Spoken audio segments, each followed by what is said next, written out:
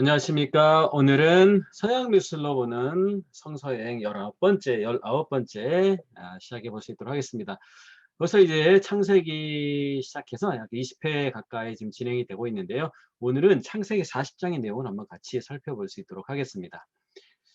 자, 지난 시간에 우리가 요셉이 보디발의 아내에 의해서 누명을 쓰게 되고, 그리고 감옥에 갇히는 장면까지 우리가 지난 시간에 보게 됐고요. 자, 오늘은 그 감옥에서 있어진 일, 두 사람이 감옥에 이제 끌려오게 되는데, 그 두 사람은 바로 왕의 떡 맡은 관원장과 술 맡은 관원장 두 사람이 이제 죄를 짓고 감옥에 오게 되는데, 마침 요셉이 있는 감옥에 오게 되었습니다. 자, 이 그림은 지난 시간에 말씀드렸듯이 네덜란드 17세기의 화풍이라고 보시면 되겠고요. 이 그림 보시면 아마도 여러분들이 잘 아시는 렘브란트의 작품이 많이 느껴지실 거라고 생각이 됩니다. 그때 당시에 이제 네덜란드 황금기 때 그려졌던 작품의 어떤 유행이라고 보시면 될 것 같습니다. 자, 이 그림은 벤자민 게리슨 쿠이프라는 사람의 작품이고요. 감옥에서 꿈을 해몽해주는 요셉이라는 작품으로 1630년에 그려진 작품이 되겠습니다. 사건의 장소는 이제 보디발 장군의 시위대장이었던 보디발 장군의 사설 감옥이라고 보면 되겠죠. 그 감옥에서 있어진 일이 되겠고요. 요셉을 보니까 어떤 느낌이냐면, 감옥에 갇힌 죄수의 입장이긴 하지만 옷을 봐보시면 상당히 멋진, 상당히 귀족과도 같은 옷을 입고 있고, 거기에 끌려온 사람들은 손에 그리고 발에 이제 쇠고랑을 차고 있는 이런 모습으로 이 두 사람이 이제 꿈을 꾸게 되는 이야기로부터 시작이 되게 됩니다. 자, 그래서 이 요셉은 죄를 짓지 않았지만 억울하게 이제 감옥에 갇히게 된 거죠. 그래서 그럼에도 불구하고 창세기 39장 23절에 보게 되면 전옥이라는 건 이 감옥을 관리하는 사람을 얘기하겠죠. 그의 손에 맡긴 것을 무엇이든지 돌아보지 아니하였으니 이는 여호와께서 요셉과 함께 하심이라.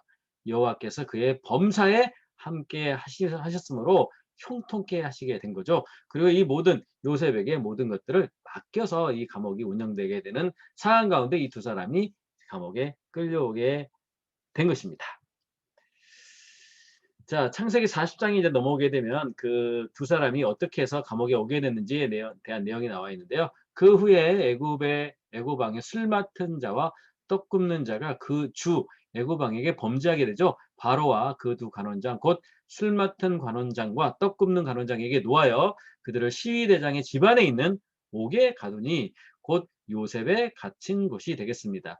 집안에 이제 가까운 곳에 옥이 있게 되고, 그들을 이제 그곳에 갖춘 이제 감옥에 두게 되는 사건이 되겠죠. 그래서 이 두 사람과의 관계를 통해서 이제 요셉이 어떻게 이제 장래가 바꿔지는 그런 이제 다리 역할이라고 보시면 되겠습니다. 이 그림은요, 베르나르도 스트로치라는 화가의 작품이 되겠고요. 제목은 꿈을 설명하는 요셉이 되겠습니다. 마찬가지로 1626년 바로크 시대의 그림이라고 보시면 되겠고요. 스트로치는 이태리의 북부의 제노아라는 곳에서 태어난 사람이고요. 카라바조, 그때 당시 아주 유명했던 카라바조라든지 루벤스의 영향을 많이 받은 작가라고 보시면 될 것 같습니다. 자, 그래서 이 그림은 이제 감옥에서 있었던 일들 중에서 잡혀온 두 사람이 갑자기 하루아침에 두 가지 각자의 꿈을 꾸게 되는 것들을 이제 알 길이 없어가지고 요셉에게 이거를 물어보는 장면이고, 요셉이 이제 이거를 하나하나 설명해 주는 과정이 되겠습니다. 자, 그러면 어떤 꿈을 꿨는지 하나하나 보도록 할까요? 자, 40장 9절 보게 되니까 술 맡은 관원장이 그 꿈을 요셉에게 말하여 가로되 내가 꿈에 보니 내 앞에 포도나무가 있는데 그 나무에 세 가지가 있고, 가지가 세 개가 있는 거죠.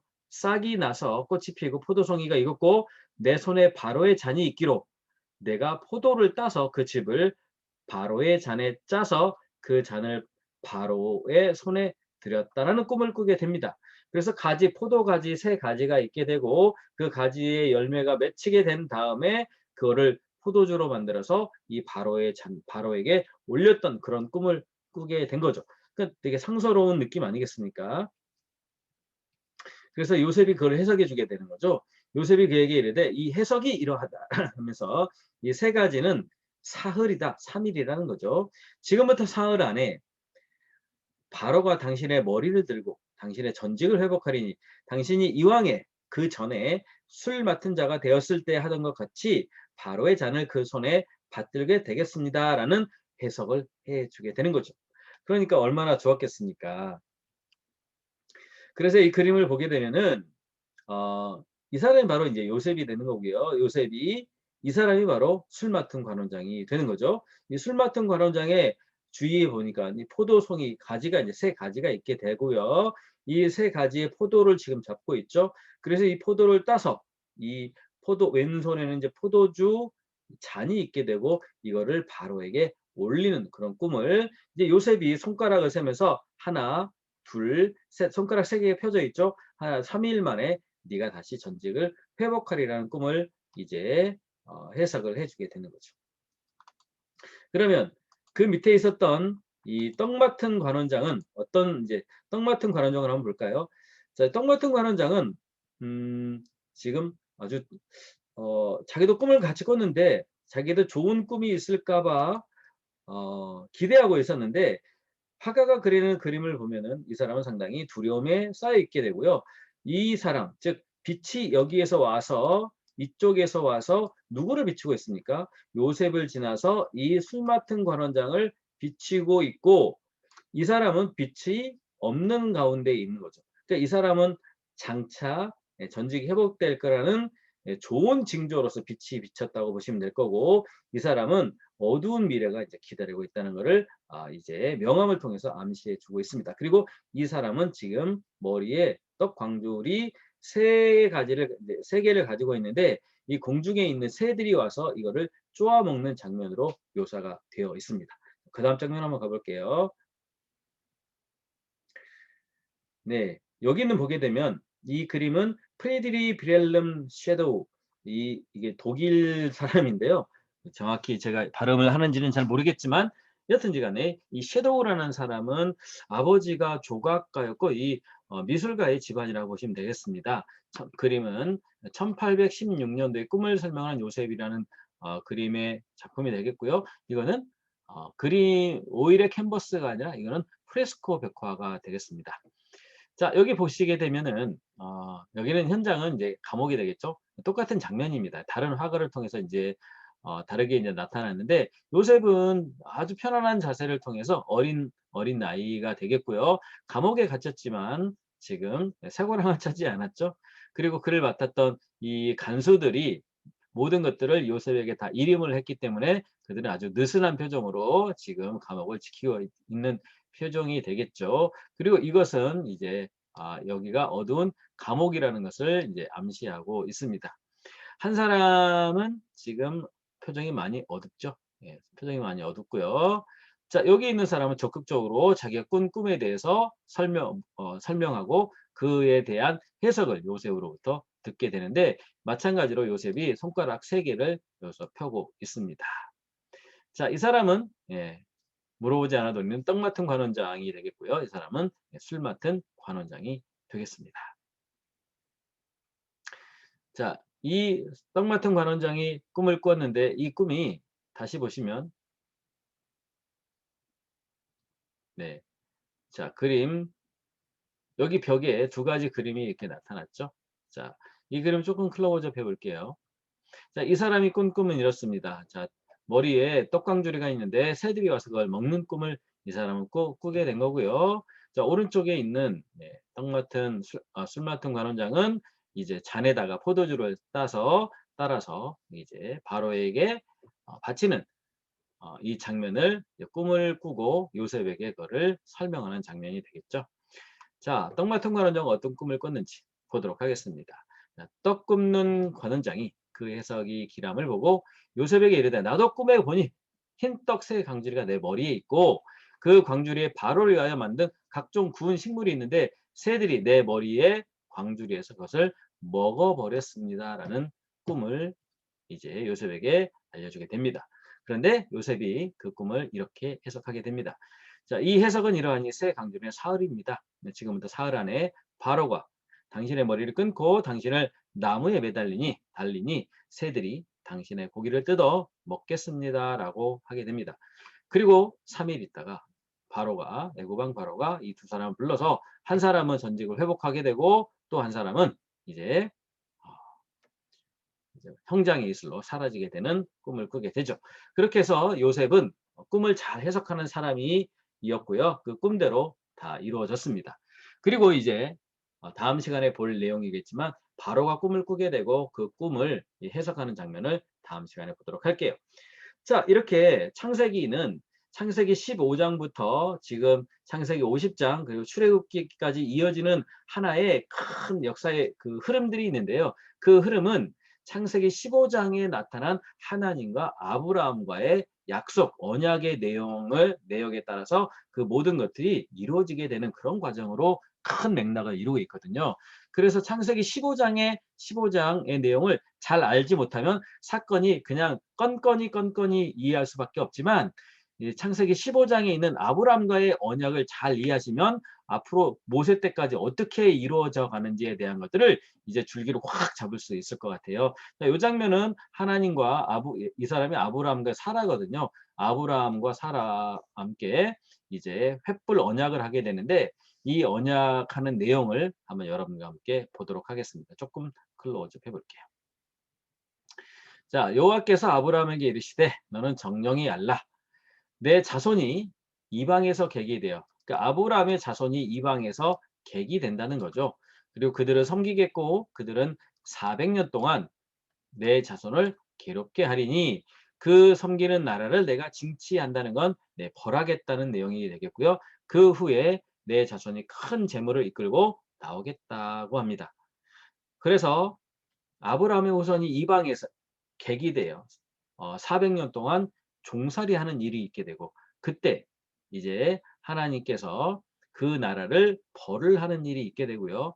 그리고 이스라엘 백성들은 재물을 이끌고 그 나라에서 나오게 됩니다. 그리고 내 자손은 들어간 지 4대 만에 이 땅, 즉 가나안 땅으로 돌아오게 됩니다. 돌아오리니 이는 아모리 족속의 죄악이 아직 관영치 아니함이다라고 합니다. 그래서 들어간 지 이방 땅에 들어가게 되는데 거기서 400년 동안 종살이 한다고 했죠. 그리고 들어간 지 몇 대 만에 나오게 됩니까? 400년 약 4대 만에 이 땅, 즉 가나안 땅으로 돌아오는 게 하나님과 아브라함의 약속이었죠. 그러면 아브라함 후대 때 이루어지는데 그때 어느 때 이루어지는지 몰랐지만 일단은 들어가야 되지 않습니까? 그래서 들어가는 이런 모든 과정들이 요셉이 애굽의 총리가 되기까지 이 모든 것들은 억울함을 그 죽을 고비를 넘기고 누명을 쓰고 이런 모든 것들은 다 뭐예요? 아브라함과의 약속을 하나님께서 이뤄가는 과정들이 되겠습니다. 그래서 하나님께서는 하나님의 약속을 몇백 년이 지남에도 불구하고 그 약속을 반드시 이룬다는 거 반드시 알았으면 좋겠고요. 들어간 지 4대 만에 이 땅으로 돌아오게 되는데 이는 아모리 족속의 죄악이 관영치 아니한다. 이 말은 아모리 족속을 다른 말로는요.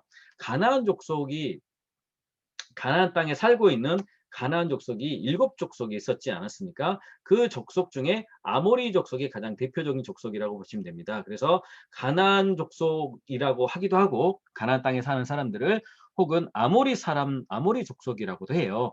그래서 아모리 족속의 제약이 간영치 않았다 이 말은 거기 가나안 땅에 있는 그 족속들, 즉 범죄한 그 족속들의 죄악이 아직 다 차지 않았다 이거죠. 그래서 그 죄악이 찰 때, 관영할 때 그때 이제 돌아오게 한다는 것이 하나님의 계획이 되겠습니다. 그래서 지도상으로 보게 되면 원래 이 갈대아 우르에 있었던 이 아브라함이 하나님의 부르심을 받고 하란으로 갔다가 가나안으로 가게 되죠. 그래서 여기 있을 줄 알았더니 여기서 다시 이제 기근이 들므로 인해서 애굽 땅을 한번 갔다 오게 됩니다. 그리고 다시 이제 가나안 땅 헤브론에서 이제 정착을 하게 되는데요. 그 후손이었던 아브라함의 아들 이삭, 이삭의 아들 야곱, 야곱의 12아들 중에 요셉이 이제 팔려가게 되는 사건이 있게 되죠. 이제 어디로 팔려가게 되냐면 다시 여기에서 이쪽으로 애굽 땅으로 팔려가게 되는 일. 그래서 오늘 우리가 봤었던 이 보디발 장군의 집은 바로 애굽 땅에서 있었던 사건이 되는 거고요.